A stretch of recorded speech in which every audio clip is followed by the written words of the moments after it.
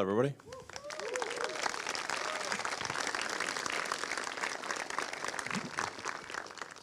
So that video was not Shutterstock. That was actually Neuralink.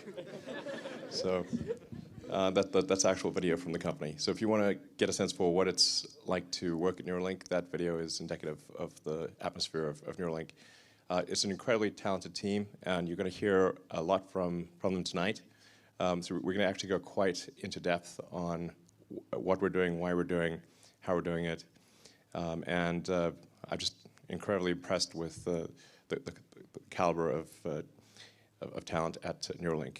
And in fact, the main reason for doing this presentation is recruiting. And this will be a slow process where we will gradually increase the issues that we solve until ultimately we can do a full brain-machine interface. Yeah, this is going to sound pretty weird, but achieve a sort of symbiosis with artificial intelligence. But I think with a high bandwidth brain-machine interface, I think we can actually go along for the ride. And we can effectively have the option of merging with AI. I think this is extremely important. Composed of nearly 100 billion cells called neurons. Neurons come in many complex shapes, but generally they have a dendritic arbor, a cell body called a soma, and an axon. The neurons of your brain connect to form a large network through axon-dendrite junctions called synapses. At these connection points, neurons communicate with each other using chemical signals called neurotransmitters. Neurotransmitters are released from the end of an axon in response to an electrical spike called an action potential.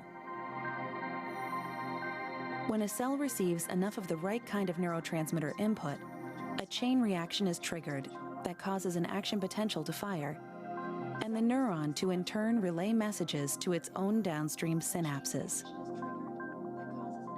Action potentials produce an electric field that spreads from the neuron and can be detected by placing electrodes nearby, allowing recording of the information represented by a neuron.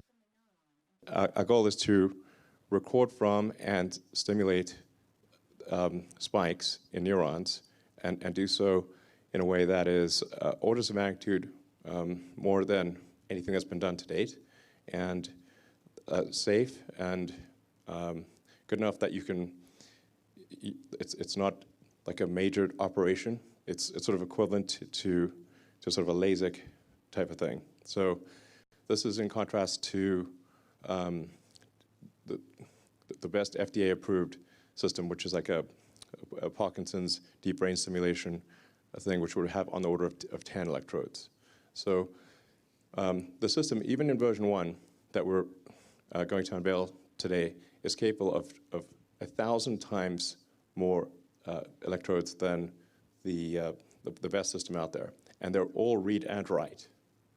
So this is really quite, I think, I mean, for something to be 1,000 times more than what is publicly approved is quite a big difference.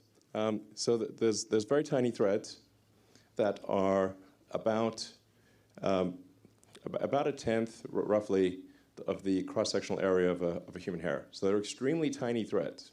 In fact, the threads that we have, like I said, even in version 1, are about the same size as a neuron. So if you're going to go stick something in your brain, you want it to not be giant, you want it to be tiny, and to be approximately on par with the things that are already there, the neurons. You really need this to be done with a robot, because it's very tiny and it needs to be very precise. So you don't want to pierce a blood vessel. So when so each thread, the robot looks sort of basically through a microscope and inserts each electrode specifically, bypassing any vasculature, any kind of like blood vessel, and making sure that it can be inserted without causing trauma or minimal trauma. So just to give you a sense of scale, this is how tiny the threads are. That is not even a big finger, that is a small finger. So these threads are just like I said, way smaller than a hair, and there's 1,000 of them. And this is what the robot looks like. It's sort of quite a complex device, but it all comes down to a very tiny, tiny point. So we want to just like, you see the robot on the left, and then what looks like the needles for insertion next to a penny, but in fact the actual needle that gets inserted is way, way tinier. It's that little tiny thing at where the arrow is pointing. That's actually the size of the needle. It's about 24 microns in diameter. It's so small you can't really even see it in the picture with the penny. You can get a sense for the robot doing the electrode insertion. That's a very zoomed in view.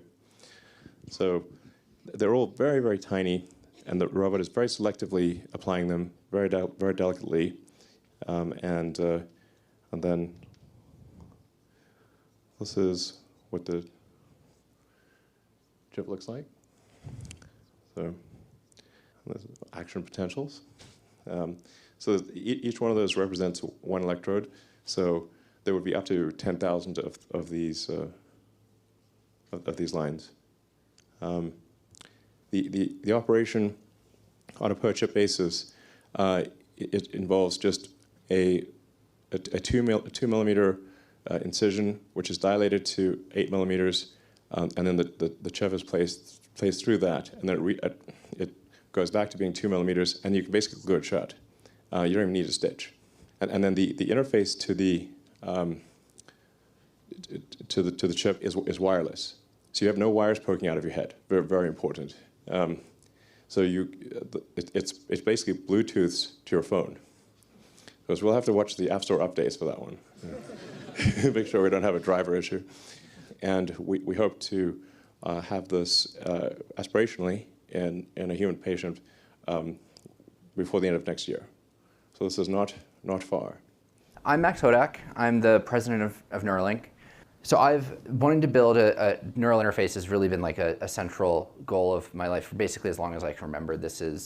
I think like we talk about AI being potentially the last invention that we have. I think that a high bandwidth BMI might be like really the first invention in many ways of like the next chapter of us. It's just really like, as Elon alluded to earlier, everything about your experience, your thoughts, your memories, it's all in your brain and represented in the firing statistics of action potentials.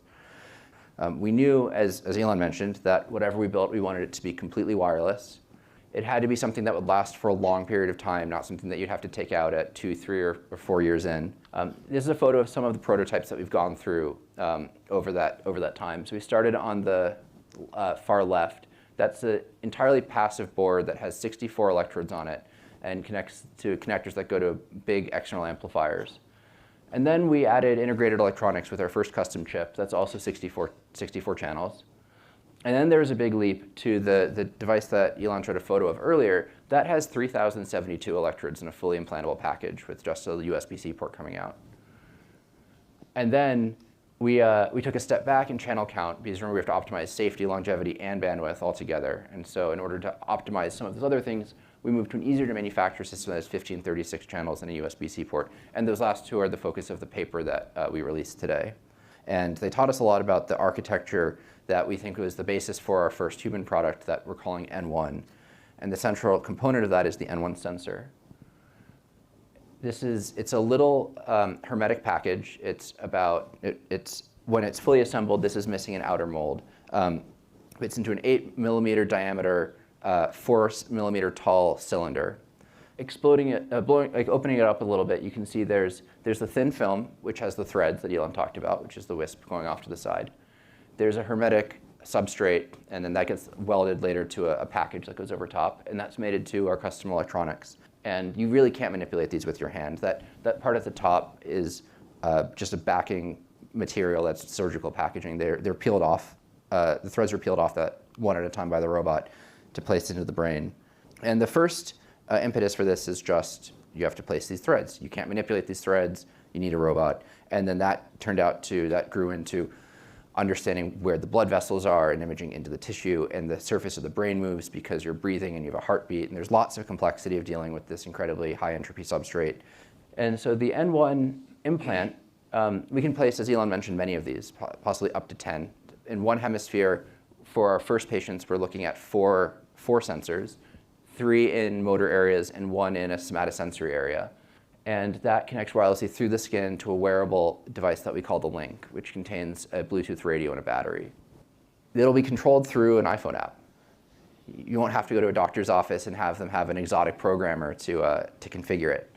And so for the first product, we're really focusing on 3 distinct types of control. The first is giving patients the ability to control their mobile device, because we heard from over and over again from patient groups that if you have to have a caretaker around to press buttons for you, what's the point? You might as well have them do the thing. You have to get self-sufficient using the devices on your own. But we are working as hard as we can towards our first in-human clinical study next year. We developed this robot that can rapidly and precisely insert hundreds of individual threads representing thousands of distinct electrodes into the cortex in less than an hour. This tool allows a surgeon to aim between the blood vessels that cover the surface of the brain with micron-scale precision. Here, the robot is selecting individual electrode threads and placing them into the brain in the pre-planned location with remarkable accuracy and repeatability. When you think of traditional neurosurgery, you probably think of something very invasive. Traditional surgery on the brain isn't something that patients ever look forward to or are excited about, except in the most dire circumstances. Usually a clamp is attached to the skull to keep it rigidly immobilized to the operating table. We often shave all or most of the patient's hair. Patients can end up with large visible scars. At Neuralink, we want to create an entirely different patient experience, something more like LASIK. We even want this to be possible under conscious sedation. That means you can get rid of the complexity and the risk of general anesthesia, as well as many of the unpleasant side effects, nausea, sore throat from a breathing tube. But our aim is to simplify the procedure, down to the injection of local anesthetic, a very small opening in the skin, a painless opening in the skull below, quick and precise placement of threads into the cortex, and then we fill that hole in the skull with the sensor, allowing the scalp to be closed up over it. Currently, there are no research or commercial devices that meet all of our requirements. So we built one out of microfabricated thin film polymers. And an average strand of hair is about 100 microns. Yet in this small footprint, we're able to fit our electrodes, our wires, and the insulation for each of those wires. This design is called Linear Edge. It's one of over 20 designs that we've made for our R&D work. We've progressively been increasing the number of electrodes per thread without significantly increasing the width of each of these threads at the base. Next, we assemble the electronics and then also attach a wired lid using a laser welding process. These 2 steps have required a lot of internal development as well. The result is the sensor that's ready for final assembly and implants into the body. Since the start of Neuralink, we've gone through 3 major revisions to the analog pixel, progressively improving both the size and power while maintaining performance. And our latest pixel on the right is at least 5 times smaller than the known state-of-the-art of similar architecture with 1 pixel dedicated per electrode, as published in the academic literature. All of these functionalities that I outlined are integrated into a single 4x5 millimeter silicon die. This is in fact traces of a bunch of electrodes that came off of one of our devices, a bunch of electrodes from a single thread. And each trace shows you the voltage waveform in time as it's coming off of one of those threads. We have algorithms that can detect these spikes in real time as they're happening. And that allows us to collect data that looks something like this. This is what we call a spike raster. So each row there represents 1 channel of recording, and time goes from left to right. And each of those little tick marks is the time of a single spike in action potential. Now, if you look at that, you might think that looks pretty messy and it's not clear what's going on. But I'm going to do a little trick. I'm going to take those neurons and I'm going to rearrange them so that they're in the order of the tuning that they have, just as I told you about those 2 neurons. And if you do that, look what happens. Now suddenly structure emerges. And I think you'll agree, looking at that that there's information in that stack of neurons that tells you about the movement. And that's exactly what we want to do. We want to do that kind of magic in an automated way to read out the movement. The way we do that is by building something that we call decoding algorithms. These are mathematical algorithms that we tune based on data like these to be able to take in just those rasters of spiking activity and output the movement that the person wants to make. For these little fake data, I built a very, very simple decoder, and sure enough, it's able to capture the intended movement. This is what we want to do on a bigger scale. That even if you're not actually making the movement, even if you're just thinking about the movement, or even if you're watching someone else make movement, the cells in motor cortex respond in a similar way. With that, we think that people will be able to get naturalistic control over the computers, not just a mouse, but also a keyboard, game controllers, and potentially other devices. That's what we're trying to do. So potentially, with a device like this, you could restore speech to a paralyzed person who's no longer able to talk. But there's no reason in principle that we can't reach all of motor cortex. And that would give us access to any movement that a person thinks about, any movement at all. A person could imagine running or dancing or even kung fu, and we would be able to decode that signal.